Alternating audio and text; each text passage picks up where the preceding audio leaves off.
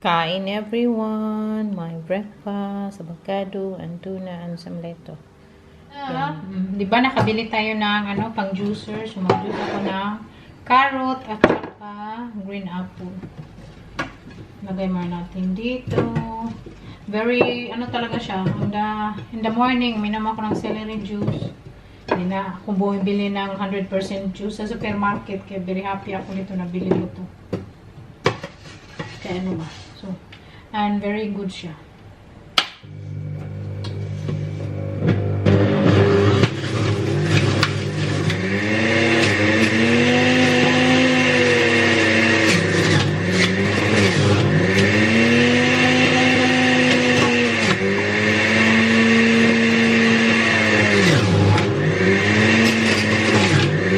At least 100% more healthy. So, yun. Tapos na tayo mag-juice. Nagawa na din ako ng juice na celery para sa bukas umaga ko kay panisahan ng hugasin na. So, my healthy carrot juice. Mix yung carrot tsaka green apple. Very healthy. Inumin namin ito mamaya. Or yung isa bukas at least. Hindi mo siya matagal consume kasi wala mga preservative.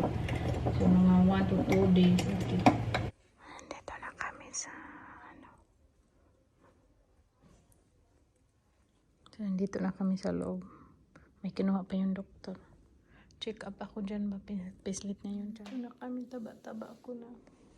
Hindi ka mag-play dyan. Dito kami, kinuha namin yung medicine ko. Yan, let's look you. Yan ang family doctor. Mag-uwi na kami ay. Magdaan pala ako ng yun dyan. Magbili ng bread. Tapos interview ko alauna, mag-alas 12 na. Sana makapasok tayo sa ating interview ba? Ay makapasok tayo ng trabaho ba? Kaya gusto ko na talaga magtrabaho. Part-time lang naman. Uwi na kami. Bike kami papuntang city kay ang interview ko doon. Tapos sa akin mag-uwi siya ka magtrabaho. So dito yung kama ko.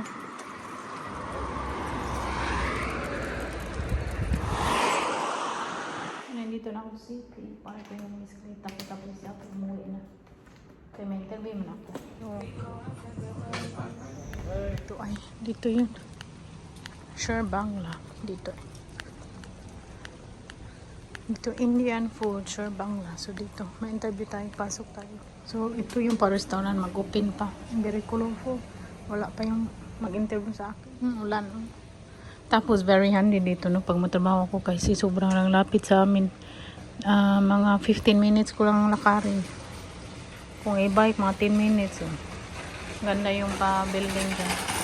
So, nandito na ako sa Mar Exprat, may Eigentau. Yeah, it's good.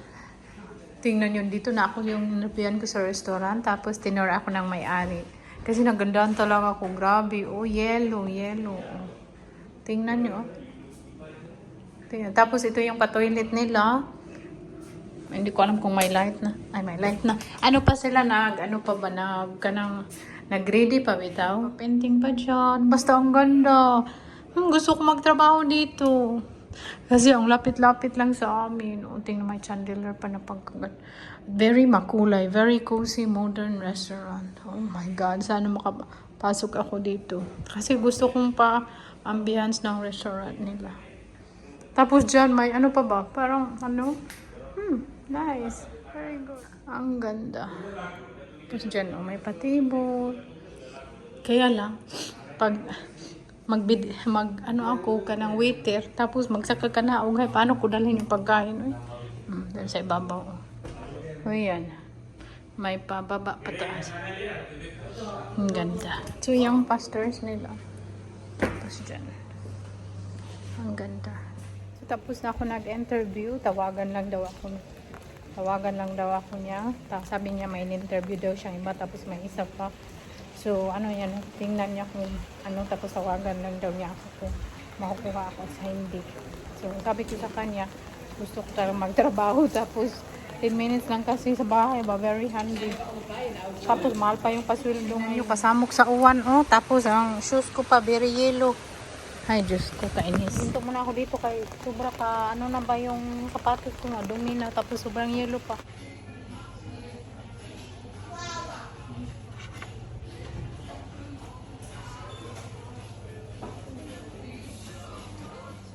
So, nandito ako sa mga gustuhan dyan sa kabilang gustuhan din. Then dito din.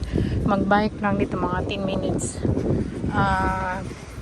Doon sa amin papunta dito. Wala akong tulog ba ang pang Dito tayo bili ng pangsabaw. Dami nilang pagpilian. Diyan din sila. Pero hindi yan bilhin ko. Siguro ito siguro off kasi may buto ba. Mura na 2 kilo for 10 euro. Pangsabaw. Dito tayo sa Asian store kaya bili ako ng sayote. Mamaya ko na yan kunin. May ano siguro sila tangkong. Oh, may tangkong sila. Sarap yan sinigang. Tingin tayo dito. Ay, mabibili. Magdali tayo. Bili din ako ng gata kaya gusto kong magkasaba cake. Coconut milk, cocos milk 1 liter beer. 2.89 bili tayo yan. Ano pang bibili natin dito? Wala na yun. Ito na yung bilhin natin. Yung Asian store dito, karap simbahan. Pero I feel pity dito kay magtayo dito ng apartment. Kapangit na tingnan.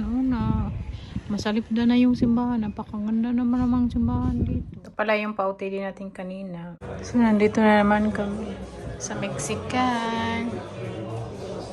So, maganda na yung weather. Dito kami sa Mexican. Dito yung si Saki at Kato yung best friend niya. Mga single. Single, ready to mingle. Look at my food. Huh? Don't have food here. Kaon. Kaon. Salami. Mexican.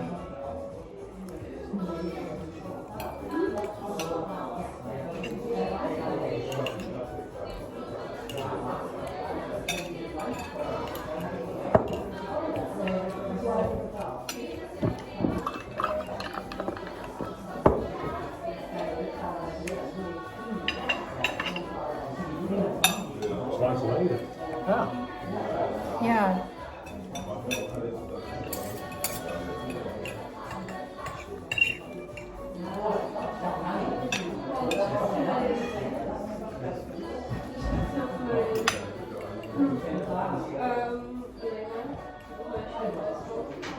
Ook zo'n spagaat ook willen. Ja.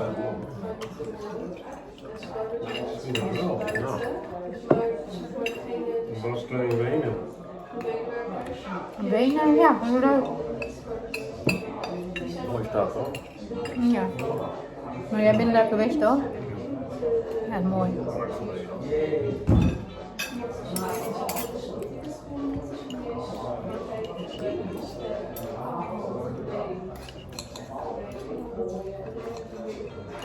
We zitten heel dichtbij met dat mall. Mall toch? Ja, Een hotel eraan. winkelcentrum. Het is heel makkelijk. Ja, de hotel viel een beetje tegen, denk ik. Ontbijt was wel heel goed. Maar goed, de bedden hadden beter gekund. Kussens hadden beter gekund. Dat is altijd toch? Ja. Maar goed, kussens zijn altijd zacht. Dat is wel Ja. waar ook. Maar bed was wel een beetje te zacht, denk ik.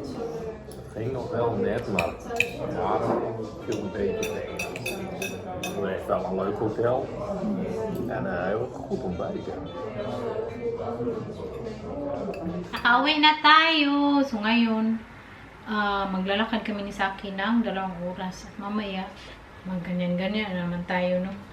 Kasi routine ko talaga yan. Kasi ano na ako ngayon, di ba nung pagdating ko, I think 56.5 kilo ako. Galing din kami ni Saki sa Vienna, Austria.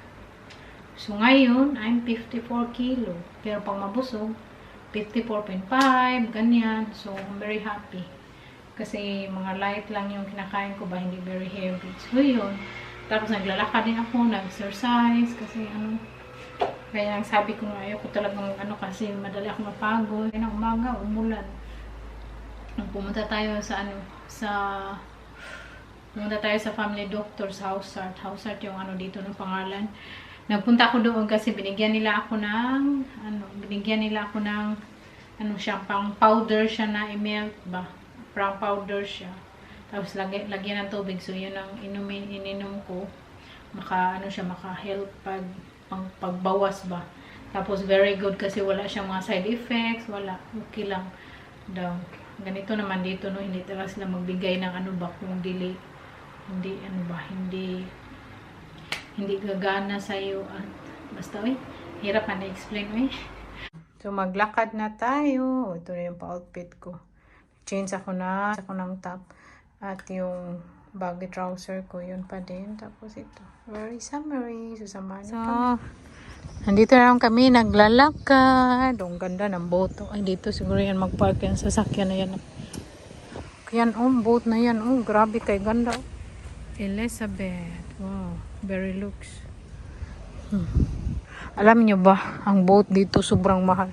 Zero, ganyan boat. Ang boat, siguro yan, 30 million euro o 40 million. Kaya yung kaibigan ni Saki bumali ng boat. Grabe, kamahal sa boat na binili niya. Maliit lang, sobrang liit. Tapos yung presyo, alam niyo ba?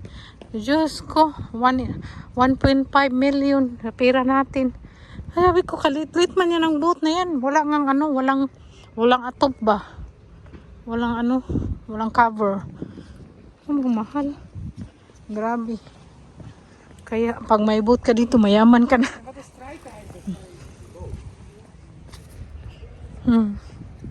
Tapos yan tingnan nyo, yan siya na parang bahay na boat.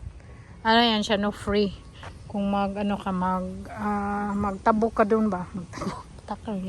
Magpunta ka doon sa kabila, libre yan. Pero wala mang driver.